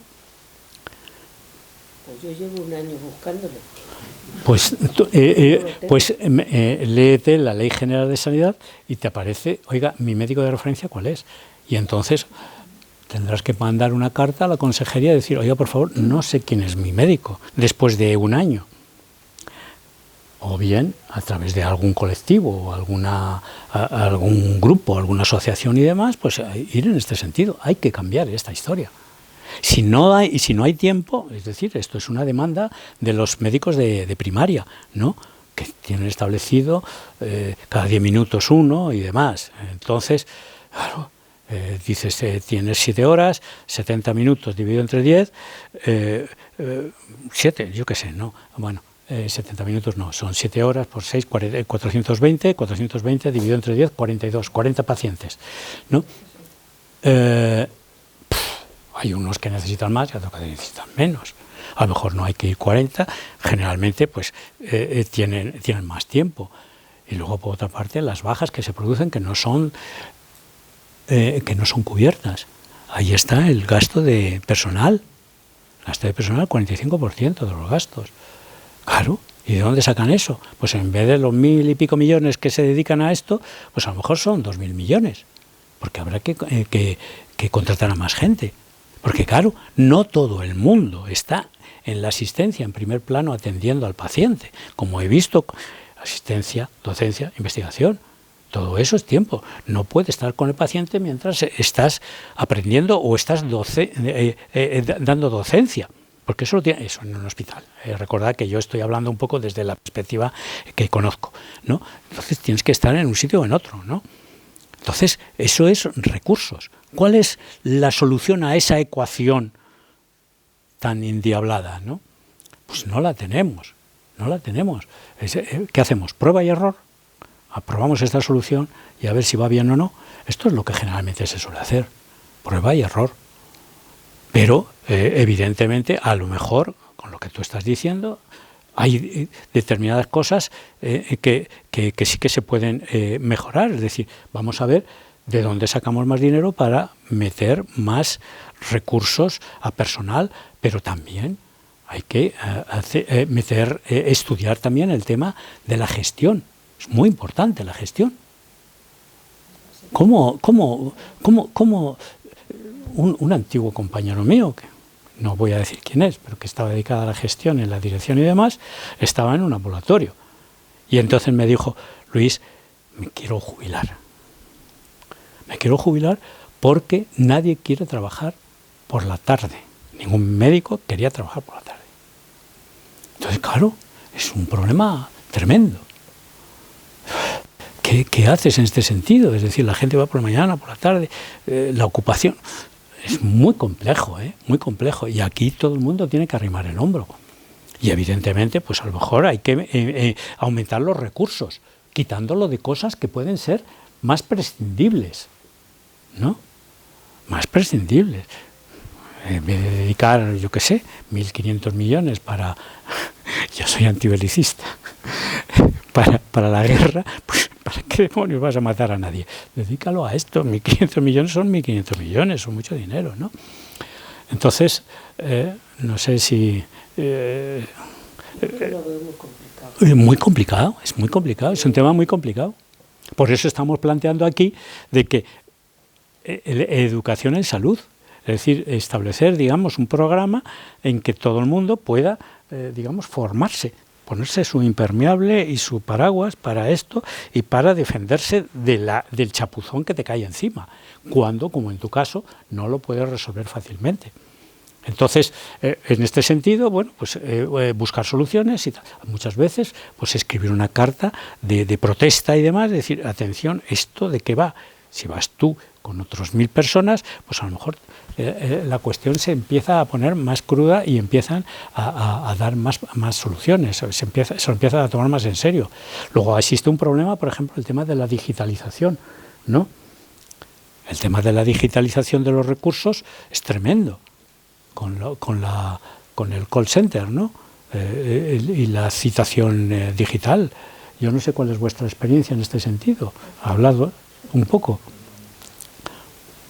Yo quería preguntar que me parece excelente toda la presentación, pero yo me quedo con la duda de cómo nos formamos. Vamos a ver, la formación que más o menos podemos tener a mano es a través de la red de internet, con lo cual te encuentras bestialidades por todas partes. ¿Cómo sabes cuál es la cierta, cuál es la falsa y todo el tema? O sea que yo lo veo muy peligroso el decir me quiero formar. Sí. Porque en lugar de formarme me estoy deformando. Estaba buscando aquí una diapositiva. Esta. Teóricamente hay una red de escuelas de salud a nivel ministerial, a nivel autonómico y demás. Bueno, no sé cómo funcionan. No sé cómo funcionan. Pero bueno, teóricamente. Para nosotros. Eso, no, digamos, son dos niveles, un poco a nivel de cuál es si hay digamos, una estructura o hay un lugar donde tú puedas recurrir a estas cosas. En estos sitios aparecen guías de salud, por ejemplo, a veces son muy interesantes, cómo manejar a un paciente, en fin, hay cosas de este tipo. Sí, me dice que ya debo de... Es el aviso de que llevo mucho tiempo hablando. Oh. Vale. Me avisaba de que había hablado mucho. Son muy básicas. Eso, las conoces, ¿no? Y a lo mejor te dice alimentación, no sé qué, no sé cuánto, pero no te mete ningún problema de nada. No. Con lo cual, efectivamente, eso es fácil saberlo. Hay pero ante una sensación, una enfermedad o lo que sea, ahí no tienes más remedio que meterte en internet que hablar con tu médico. Tendrías, evidentemente, el médico, tu médico asignado, tu médico al que conoces, es el que te tiene que dar la solución. Lo que tienen es el tiempo que disponen. Claro. Es verdad que a lo mejor están dispuestos a hacerlo, pero es que siempre van a la pared. Van a tope, ¿no? Casi tú eres la que dices, bueno, me marcho, que tienen mucho. Ajá. Entonces es peligroso. Sí. No, evidentemente, lo que digo hay que entenderlo en su justa medida. Es decir, hay unas determinadas soluciones, pero hasta cierto punto. Es decir, uno no puede automedicarse. Uno no puede hacer toda una serie de cosas. Pero estoy hablando de los niveles 1, el nivel 1 de asistencia, que a veces son triviales, ¿no? Que más o menos se va transmitiendo familiarmente, ¿no? De tu abuela a tu madre a ti, ¿no? Bueno, dices, tranquilidad.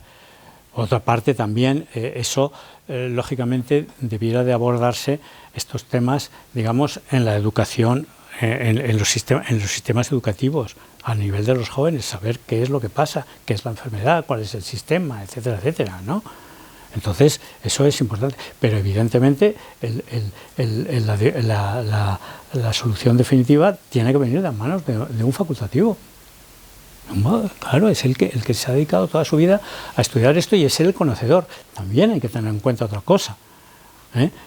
No pidamos a veces peras al olmo, es decir, la salud, el funcionamiento de nuestro cuerpo y demás es muy complejo, muy complejo. Si estamos ahora hablando del COVID, cuando apareció el COVID, que resulta que sabíamos todo de virus y de repente no sabíamos qué demonios era ese virus. Es decir, todos tenemos un techo, y el techo afecta también a los profesionales de la salud. Es decir, hay determinadas cosas que no se saben, Es decir, ¿y cómo funciona en este sentido? ¿Qué solución te da? Pues generalmente el médico te dice, mira, estas son las opciones que hay, A, B, C, D. Aquí hay esta morbimortalidad, aquí esta y aquí esta. Estos son los efectos negativos. Te tiene que dar un abanico y al final el que decide quién es tú. ¿Por qué? Es que es así. Es decir, que no es nada tajante, no es taxativo. Es decir, no hay te vas a poner bien y te vas a olvidar de... No, eso no es así. Si tú te operas de lo que sea y demás y tal, vas a tener un posoperatorio, vas a tener una recuperación determinada y vas a tener unas secuelas determinadas. A veces son nulas o casi nulas, pero eso es así. Es decir, no hay... El conocimiento científico tiene su nivel, su tope, su tapa, y ya no puede seguir más allá. Ojalá subiéramos todo, ¿no? No. Entonces, claro, de ahí el que estén arbitradas todas estas serie de medidas. El tema de la docencia, el tema de la investigación, tienen que estar relacionadas con la asistencia. No puede, es decir, el médico, tu médico tiene que estar en contacto con los últimos hallazgos que haya habido en investigación y que se hayan pasado por los diferentes filtros y agencias y demás que garanticen que eso es seguro, ¿no? Es muy complejo, muy complejo. Entonces, ¿qué hacer? Educación en salud, pero entendida esa con muchas vertientes en muchos caminos. Educación en salud puede ser la actividad de la Universidad Popular. Educación en salud es utilizar Internet. Educación en salud es tirar del Ministerio de la Comunidad para decir, arbitrar, oiga, móntenos aquí una escuela de no sé qué sobre el tema X, ¿no? Tirar de todas estas recursos posibles que podemos tener, ¿no? Más cosas. Yo quería preguntarte, al ser todo, el fijar los objetivos que hacen las comunidades autónomas, pueden fijar sus objetivos en los temas de sanidad, ¿no? Entonces, además, esos objetivos, cuando has hablado del Consejo Interterritorial, pues parece que una comunidad puede tener otros parámetros de evaluación que sean diferentes de una comunidad a otra, ¿no? Entonces, eso hace que los datos que puedan aportar, pues esto mismo que estabais hablando, ¿no? De el tiempo de espera o que había en los pacientes para ser operados, ¿no? Decías que en la Comunidad de Madrid había 71.000 pendientes de espera, pero parece que los datos los cogen con otros, o sea, no tienen de una comunidad a otra, pues parece que hay una diferencia entre los criterios que tienen para tomar esos datos, para poner esos datos. Eso no debería... No se podría hacer algo en todo esto que dices, porque me imagino que el Ministerio de Sanidad, pues esos datos que están diciendo una comunidad, los podría modificar, ¿no? Y que esos datos salieran del Ministerio de Sanidad, no salieran de las comunidades. Hombre, la recogida de datos siempre es muy delicada. Y depende, incluso las propias encuestas. Las encuestas que fabrican cada una de las comunidades son diferentes y tienen sus sesgos, sus tendencias. ¿Por qué? Porque, hombre, lo que tratas es de quedar bien. No puedes poner... Yo he visto alguna encuesta donde decía, estás muy satisfecho o has quedado contento. No decía nada más, ¿no? Entonces, bueno, ¿y qué pasa? ¿Y lo otro? ¿No? Es que esa es la realidad, porque el que lo hace, hombre, yo me imagino el gerente dirá, no me pongas esos ítems ahí, porque es que entonces te pongo la prueba. Claro, pero para eso hay alguien que coordine. Claro, y el ministerio tiene una serie de competencias, que yo no sé si las he nombrado aquí, que una de ellas sería esa, pero la cuestión está en que tiene poca autoridad. Tiene poca autoridad. ¿Por qué? Porque lo hemos desmembrado. Antes había un servicio genérico que sus normas y sus leyes y tal era para todo el mundo, y ahora no. Es decir, la articulación del servicio sanitario la división en diferentes comunidades, pues tiene aspectos positivos y aspectos negativos. Un aspecto negativo es ese, es decir, que no es homogéneo. No es homogénea las actuaciones, no es homogénea el número, incluso no es homogénea el salario. Hay unas comunidades que pagan más y otras que pagan menos, ¿no? Entonces, y hay gente que tiene un equipamiento y hay otro que tiene otro. Generalmente también se está uniformando, porque claro, los profesionales vamos siempre a los mismos sitios y recibimos el mismo tipo de información y sabemos lo que es bueno, lo que es lo último y queremos lo último, y entonces somos muy peleones y entonces tratamos de que, y eso pasa en Extremadura, en Murcia y en el País Vasco. Todo el mundo queremos lo mejor para nuestros pacientes y tal, porque al fin y al cabo en el campo médico, pues la gente, el nivel de formación y el nivel de profesionalidad generalmente es muy alto. Hay que dar cuenta de que entrar en la carrera de medicina este año, después de física y matemáticas, que era casi un 14, un 13,7 o 13,8, en medicina era un 13,5. Es decir, exige que ahí van los más formados, los más competentes, ¿no?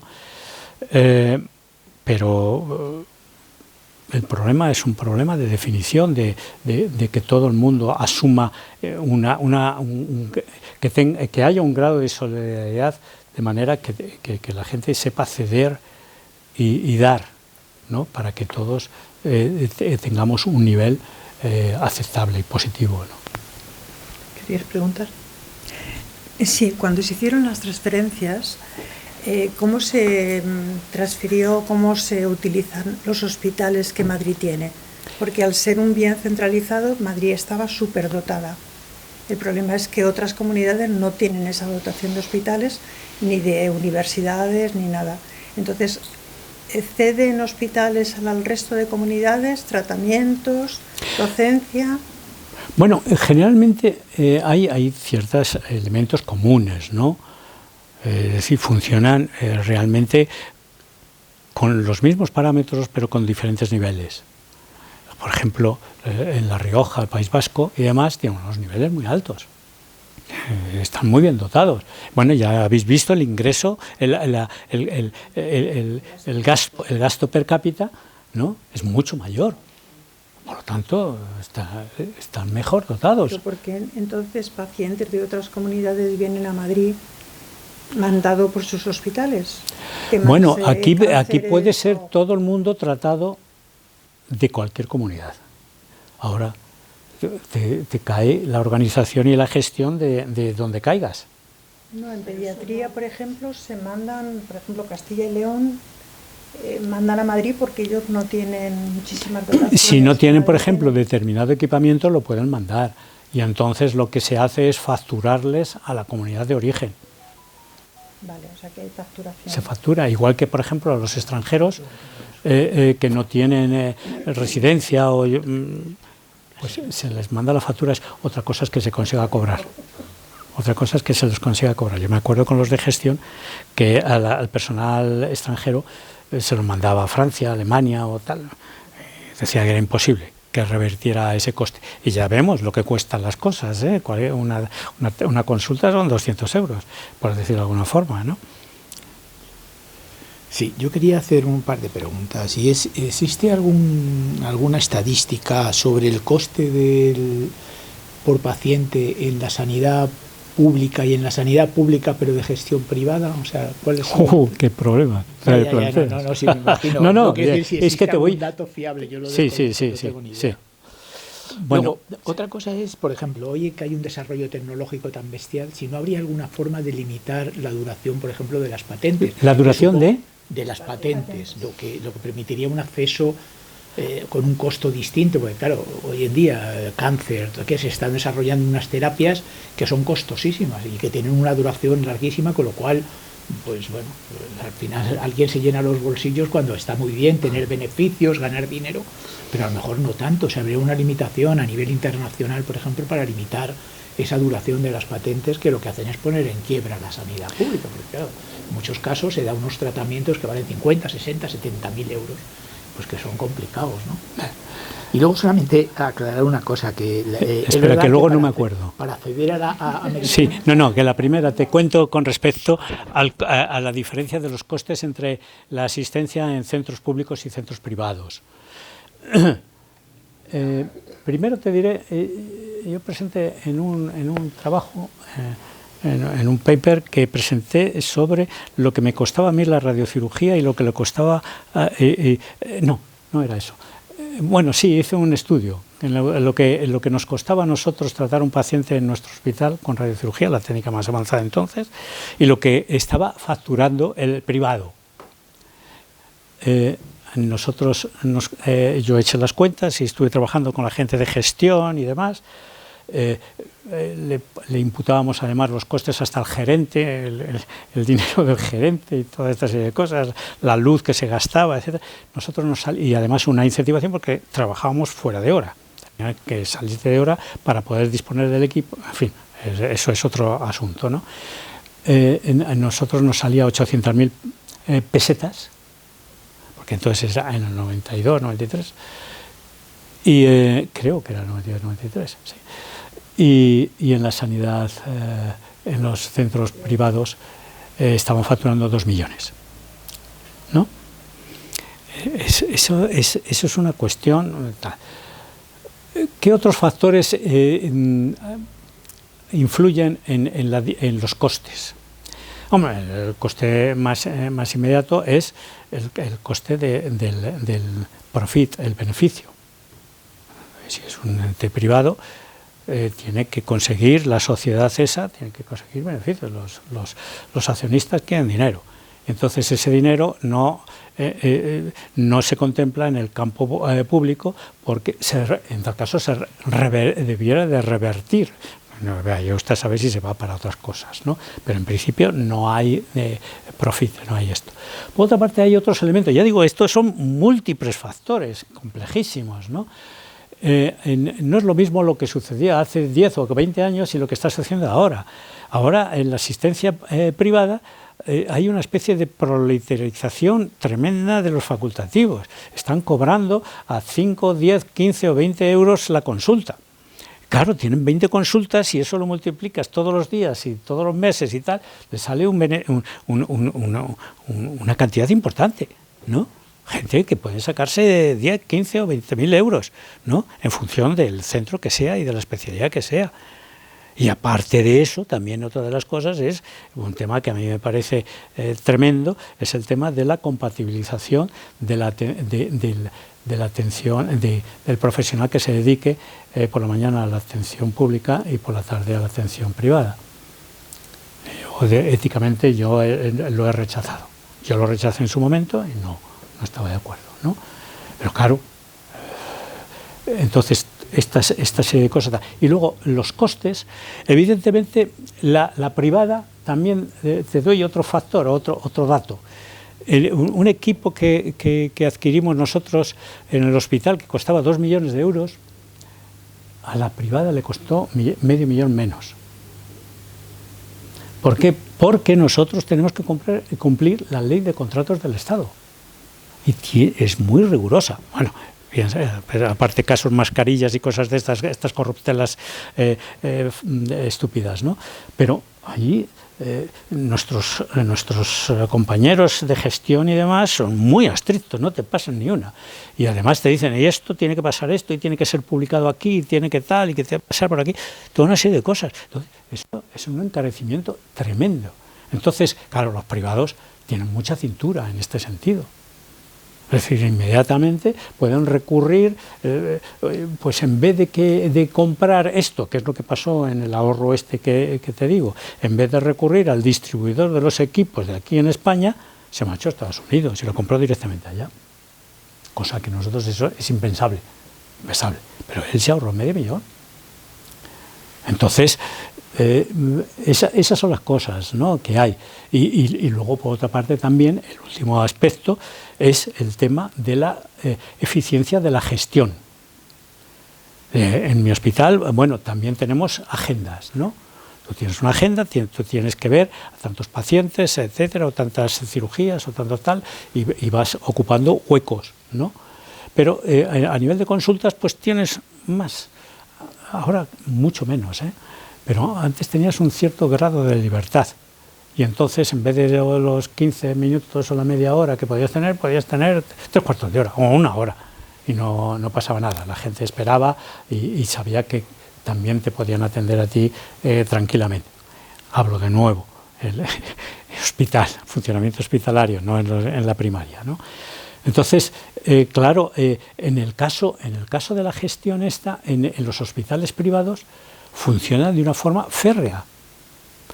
Yo me acuerdo que acompañando a un amigo a un hospital privado, nada más entrar por el hospital privado ya estaba pasando la tarjeta por todos los sitios en los que iba transcurriendo. Entonces iba facturando todo. La prueba esta, la prueba A, la prueba B, la prueba C, el tiempo tal, el tiempo... Todo estaba cuantificado. Por ejemplo, hay que decir, aquí en Madrid, uno de los ejemplos más eficientes de funcionamiento es la Fundación Jiménez Díaz. Está considerada por la multinacional Fresenius, que es la propietaria de la Fundación Jiménez Díaz, como uno de los centros que le proporcionan más rendimiento económico de todo el abanico de todos sus hospitales que tiene por todo el mundo. Entonces, es de una eficiencia brutal. Hasta tal punto, por ejemplo, si vosotros habéis caído en alguna circunstancia de esta, tú tienes que ir a cirugía o a hacerte tal prueba, e inmediatamente desde el call center te dice, atención, usted tiene pedida una prueba de X, ¿no? En su hospital, en el hospital en que ha sido atendido, lo tiene para dentro de un mes, pero puede ir a otro lado y la atienden en 3 días. Esto es una cosa normal, es decir, no estoy diciendo, todos vosotros seguro que habéis conocido casos de este tipo, ¿no? Entonces esa es la primera pregunta. Con respecto a la segunda, refréscame. Era lo de las patentes, la duración de las patentes. Las patentes. Ese es un tema también complejísimo. La sanidad es un negocio. Es un negocio, es el gran negocio. Es el gran negocio. Es decir, he dado datos de cuál era el personal que había, de cuáles son los centenares de miles de millones que se utilizan, etcétera. Hombre, yo si fuera un empresario, diría, yo quiero meter mano ahí, porque me voy a forrar, porque ahí no me va a fallar ningún cliente. Tengo clientes siempre, no es como el concesionario de coches. Ahí voy a tener clientes sí o sí. Y además voy a tirar del asunto porque primero no apretaré mucho y tal. Y luego está el tema de los conciertos, ¿no? Se me había olvidado, el tema de los conciertos a nivel de precios, en la pregunta anterior.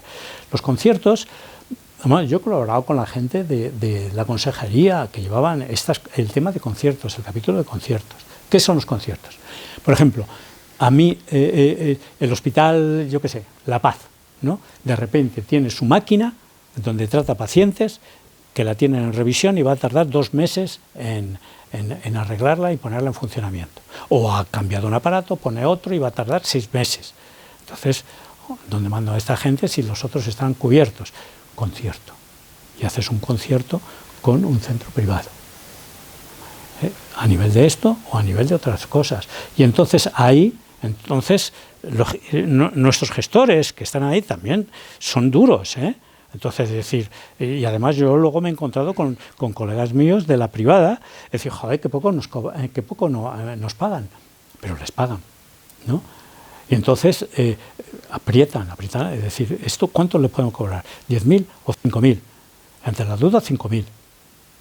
Y entonces sí aprietan y gestionan eso, pero claro, el asunto está en que no tenemos margen de maniobra, es lo que hay. Es decir, Aguirre fue la última, creo que puso en marcha los hospitales de Madrid. Construyó varios hospitales de Madrid, media docena, o yo qué sé, 7, 8, sí, una cosa así. Y además con diferentes modos de gestión, ¿no?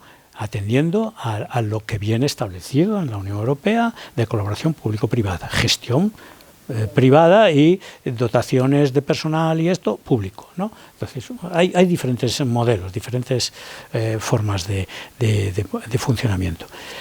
Pero a partir de entonces no se ha construido ninguno más. Y la población decían que ya había aumentado en Madrid como medio millón. Hay uno muy importante que se ha construido.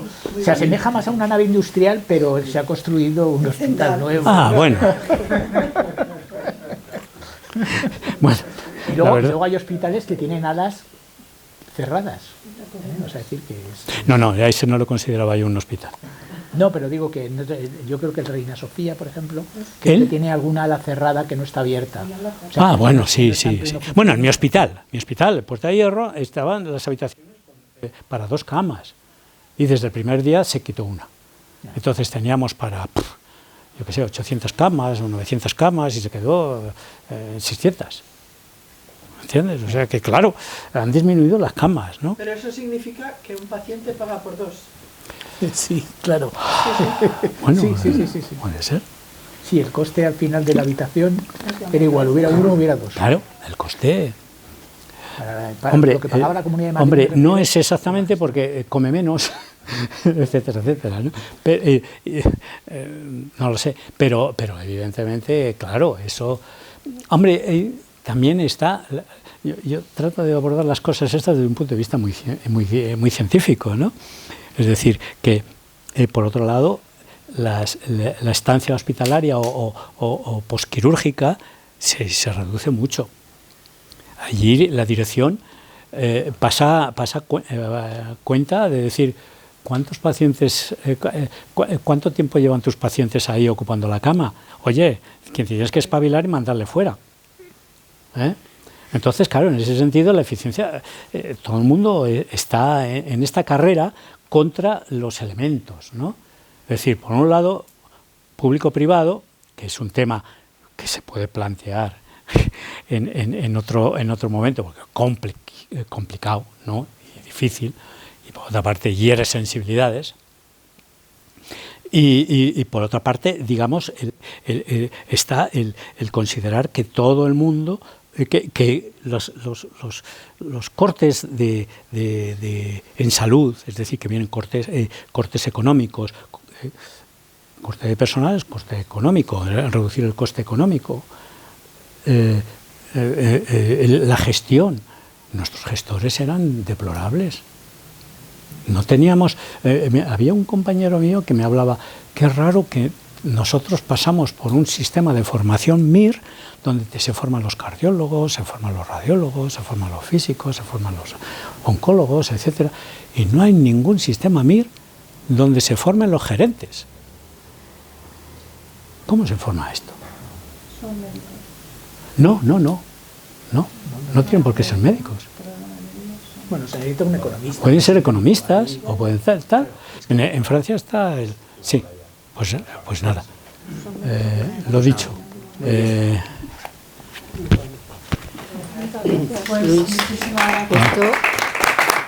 es un agradecimiento a que hayas estado hablando 2 horas y contándonos estas cosas. Bueno, no sé si os ha resultado interesante o no, pero... Lo que has contado nos has dejado planchados. Ah, sí.